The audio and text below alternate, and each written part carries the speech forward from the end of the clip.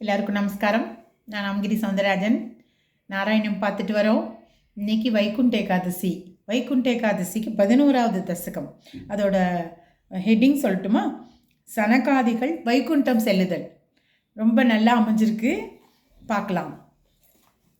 ஹே குருவாயூரப்பா, உயிர்களின் படைப்பு படிப்படியாக வளர்ந்து வருகையில் ஒரு சமயம் தெய்வ சக்தி வாய்ந்த சனக்கர் முதலிய முனிவர்கள் தங்களை தரிசிக்க வைகுண்ட லோகத்திற்கு சென்றார்கள். அந்த முனிவர்கள் 6 கோட்டை வாயில்களை கடந்து மனதிற்கு பேரின்பத்தை அளிக்கும் நைஸ்ரேயசம் என்ற நந்தவனம், பல குளங்கள், மணிமயமான மாளிகைகள் முதலியவற்றுடன் ஒப்புயர்வற்றதாய் விளங்கும் தங்களது இருப்பிடத்தை அடைந்தார்கள். தங்களை தரிசிக்கும் விருப்பத்தால் தங்கள் மாளிகையில் புக முயன்ற அம்முனிவர்களை வாயிற்காப்பாளர்களான ஜெயனும் விஜயனும் தடுத்தனர்.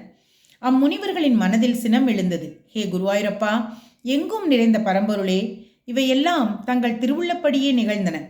வைகுண்ட லோகத்திற்கு பொருந்தாத வகையில் செயல்புரியும் தீயவர்களான நீங்கள் அசுர பிறவியை அடைய கடவீர்கள் என்று அம்முனிவர்கள் சபித்தனர். உடனே தங்களையே அடைக்கலம் புகுந்த கிங்கரர்களான அவ்விருவரும் எங்களுக்கு ஸ்ரீமன் நாராயணின் நினைவே இருக்க அருள் புரிய வேண்டும் என்று அம்முனிவர்களை வேண்டி வணங்கினார்கள். செந்தாமரை கண்ணனே, தங்கள் அந்த செய்தியை கேட்டு லக்ஷ்மி சமேதராக பெரிய திருவடியான கருடனின் அழகிய தோளில் கைகளை வைத்துக்கொண்டு மனதை கவரும் அழகிய வடிவினராய் அவர்களுக்கு மகிழ்ச்சி அளித்துக்கொண்டு வெளிப்போந்தீர்கள் அல்லவா?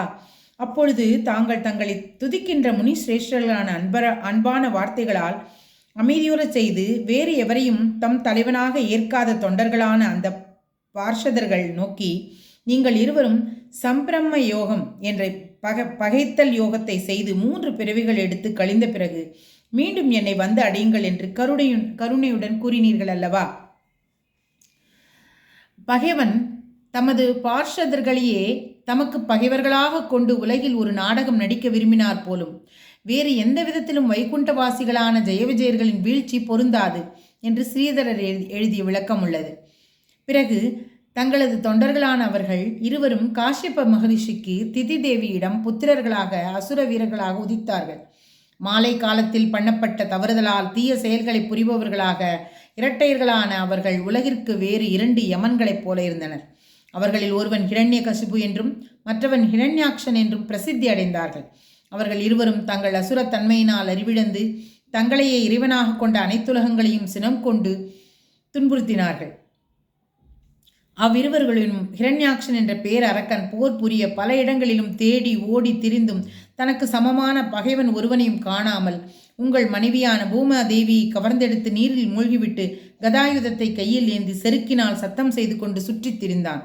அப்பொழுது வருணதேவன் வாயிலாக தாங்கள்தான் அவனுடைய பலத்திற்கு நிகரானவர் என்று கேட்டறிந்து தங்களை தேடி சுற்றித் திரிந்தான். கருணைக்கடலான குருவாயூரப்பா, பக்தனால் மட்டும் காண்பதற்குரிய தாங்கள் என் நோய்களை தீர்த்தள்ள வேண்டும். கிருஷ்ணார்ப்பணமஸ்து.